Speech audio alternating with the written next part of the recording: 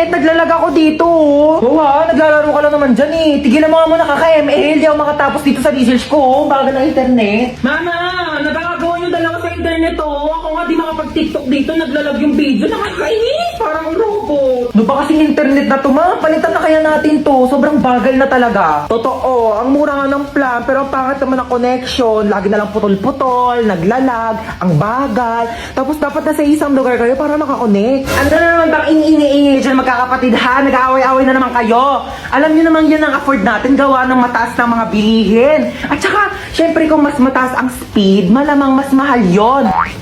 O ba't para malungkot si Bunso, inaway niya na naman. Pinatigil niya ako mag-ML. Eh, ang tagal nga kasi ng internet. Di ako makatapos dito sa research ko pag ako di makagraduate. Ma, hello. Nagtitiktok ako dito pang contest. Si Bunso naglalaro lang naman yan. Tapos di rin naman kumikilos sa mga gawaing bahay. Buti pa yung sa kaibigan ko. Ang daming nakakonect sa internet nila. Kahit ngayon kapitbahay nila nakiki-wifi sa kanila. Pero sobrang bilis pa rin talaga. Anong gamit nila? For sure mahal yan.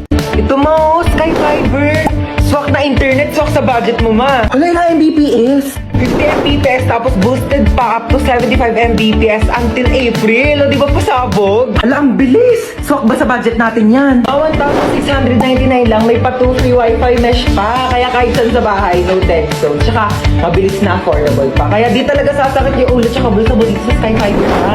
Naswak talaga no? Switch na tayo ma. Pag nagpalit ba tayo sa Sky Fiber, di na kayo mag-away-away magkakapatid ha. Ay nako, hindi na. Never. Hindi na. Bibilis na rin yung internet. Marami na ako magagawang content.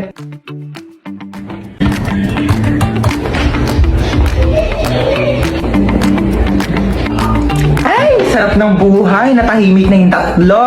Ayan dahil nakatipid. Makapag-online shopping nga. Ay!